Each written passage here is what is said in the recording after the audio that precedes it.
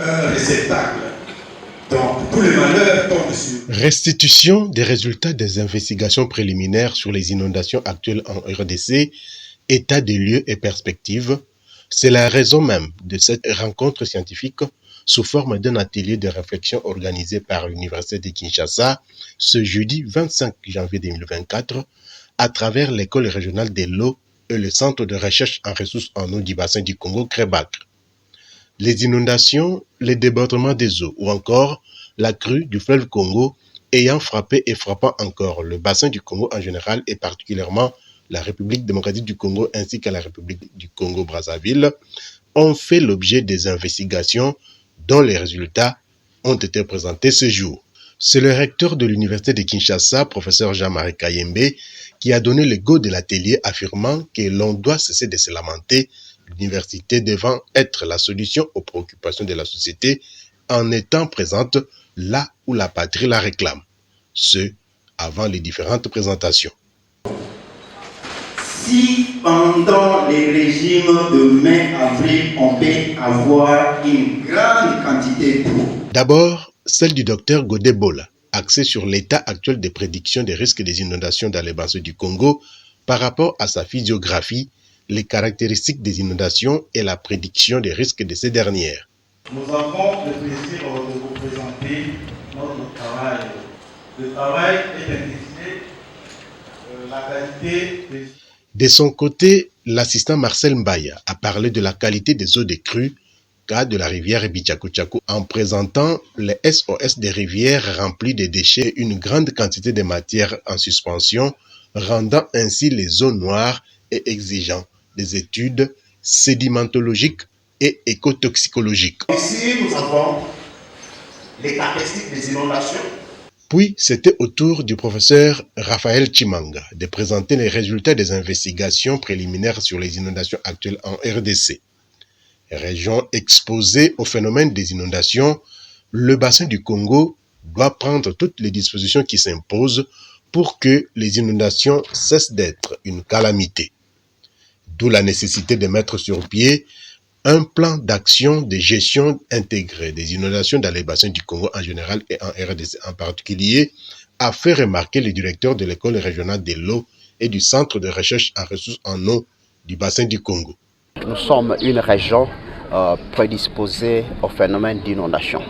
C'est que sur l'ensemble de catastrophes naturelles qui sont observées dans notre région, de la RDC et du bassin du Congo, c'est qu'il y a une grande proportion de catastrophes dues aux inondations.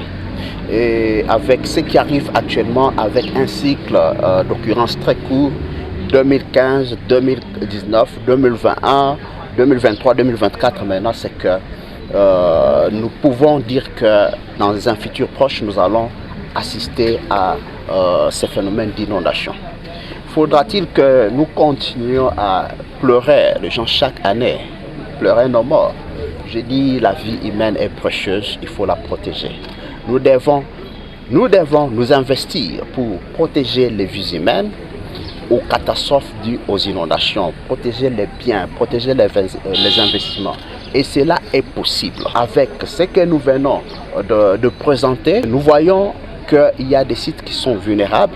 Nous voyons qu'il est important que nous puissions mettre en place un plan d'action opérationnel de gestion intégrée des inondations qui va prendre en compte plusieurs actions prioritaires.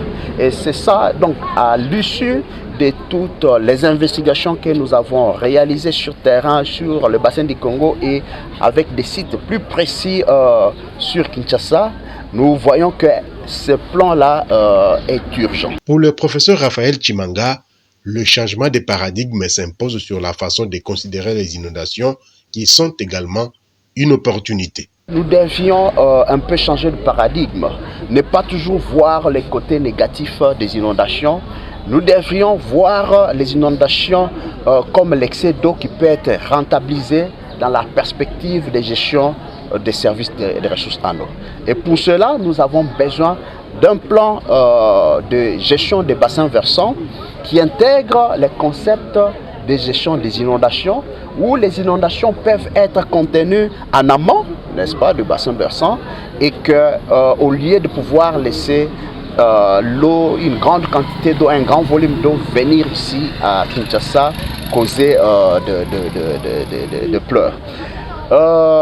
Ce qu'il faut aussi éviter, c'est que les acteurs puissent utiliser les inondations comme un fonds de commerce. C'est que rien n'est fait, alors que nous sommes à mesure de pouvoir prévenir le dégât des inondations, nous sommes à mesure de pouvoir le faire, n'est-ce pas? Et qu'il n'y a rien qui est fait, je pense que c'est ça ce qui est déplorable. Et que les gens profitent de cette situation des inondations, comme c'est le cas qu'on a connu de la guerre de l'Est parfois, où certains acteurs utilisent cette guerre comme fonds de commerce.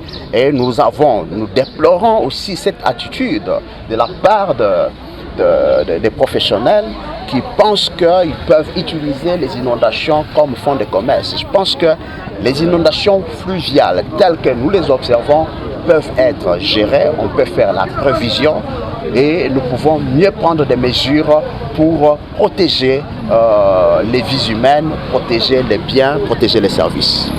Le directeur des ressources en eau au ministère de l'Environnement et du Développement durable, Louis Lungu, tout en déplorant les pertes en vies humaines et en matériel, a souligné que les inondations constituent un phénomène naturel pour tout cours d'eau, tout en invitant la population de s'abstenir à construire dans les lits majeurs du fleuve Congo. Un phénomène cyclique, un fonctionnement normal d'un plan d'eau. Il arrive à tout cours d'eau de se dilater et d'augmenter les volumes lorsqu'il y a des apports supplémentaires sous forme des eaux de pluie. Donc ce n'est pas un phénomène extraordinaire. Je suis un peu écœuré et compatissant envers ceux qui ont perdu leurs biens, leur vie. Certains sont morts à cause des inondations. Mais nous devons retenir que la situation qui arrive à Kinshasa est arrivée partout à travers les pays et même à travers la sous-région. Mais partout, les gens ne sont pas morts. Les gens sont morts justement là où nous, les hommes, nous sommes allés construire dans l'eau. Donc nous devons être très très attentifs. On ne peut pas aller construire dans les lits de la rivière. Les lits de la rivière, ce n'est pas là où l'eau s'arrête, la rivière s'arrête, ce n'est pas les bords de la rivière. Les lits de la rivière, c'est là où la dernière crue exceptionnelle serait arrivée. Donc quand vous occupez des terrains, faites énormément attention. Il ne faut pas aller construire n'importe comment parce que vous perdez votre argent, vous perdez votre vie, vous perdez la vie de vos enfants. Donc désolé pour ce qui est arrivé. Mais sinon c'est un fonctionnement normal de tout cours d'eau qui se dilate par moment et qui se retire lorsque l'apport en pluie a diminué. Et ce phénomène d'inondation, pour moi qui gère l'eau, ce n'est pas une catastrophe. Au contraire, c'est une aubaine pour moi, parce que l'inondation permet aux pêcheurs d'avoir suffisamment de poissons après le passage des eaux. Il permet aux agriculteurs d'avoir des terres un peu plus fertiles. Il permet aux navigants, lorsque les signaux de navigation, les routes de navigation sont bien tracées, de naviguer sans problème. Mais ça devient un problème parce que nous, les hommes, nous créons ces problèmes-là. Voilà ce qu'il faut retenir de ces inondations. L'université de Kinshasa est donc au rendez-vous pour apporter sa contribution aux questions de la nation en apportant plus haut la réflexion sur différents sujets. Nous, comme université, nous avons promis d'apporter notre part à l'édification de notre grande nation. Nous serons désormais et toujours présents et nous ferons entendre notre voix auprès des décideurs qui se sentiront aujourd'hui traqués absolument par le monde universitaire et la population tout simplement. Voilà un premier exemple où réunis au niveau de l'université les différents experts dans la question de l'eau. Nous avons à l'université de Kinshasa aujourd'hui une école de l'eau qui s'occupe également des questions du bassin du fleuve Congo. Il faut que cette école de l'eau réponde aux questions qui concernent l'eau, les inondations en premier, et l'urbanisation, etc. nous concerne. Je voudrais quand même là ajouter la petite blague aujourd'hui concernant notre équipe nationale de football qui a demandé à nos frères et nos sœurs du Congo-Brazzaville de surveiller les poissons et le fleuve parce que nous allons à la CAN. Cela, c'est une boutade, une rigolade, mais mettons-nous ensemble entendons la voix de tous, des utilisateurs, des consommateurs. C'est seulement de cette façon-là que les décideurs pourront orienter les solutions vers les véritables bénéficiaires. Donc c'est une fierté réelle pour l'Université de Kinshasa que cette réflexion sur les inondations se tienne ici. Et je vous promets déjà demain celle que nous ferons absolument sur le phénomène des embouteillages dans la ville de Kinshasa. Des recommandations ont été formulées à l'issue de cette journée de réflexion, recommandations que l'UNIKIN a promis de transmettre à qui de droit pour que demain ne ressemble pas à aujourd'hui, tout en évitant les erreurs du passé. Ce qu'elle ne fera sûrement pas l'UNIKIN, c'est garder ses recommandations dans des tiroirs. Sensibilisation, information, le message parviendra à qui de droit. Nous avons la chance d'ici là d'avoir des décideurs, notamment au niveau du Parlement et un gouvernement de la République. L'université se fera forte d'apporter toutes ces recommandations qui concernent toutes les couches de l'expertise congolaise et les utilisateurs. Nous avons la société civile. Nous apporterons cela via vous, les hommes de presse et des médias, qui serez vraiment les témoins pour le jour d'aujourd'hui et les générations à venir. L'université, la société aura fait réellement son travail, qui est celui d'apporter les résolutions, d'apporter les évidences par des recherches scientifiques, etc., qui vont concourir à améliorer la vie de la cité, du pays tout entier. Les échanges et contributions ont permis d'enrichir les recommandations formulées sur la gestion des inondations en RDC et dans le bassin du Congo. Occasion pour les recteurs de l'UNIKIN de conclure. C'est l'affaire de tout le monde. Et vraiment, l'enseignement supérieur et universitaire, pour ne pas dire uniquement l'université de Kinshasa, et la société civile et tous, nous devons prendre part aux questions de l'heure qui concernent la survie de l'espèce. Il convient de souligner que ces inondations ont affecté plus de 9500 infrastructures le long du fleuve Congo, au-delà des pertes et dommages enregistrés.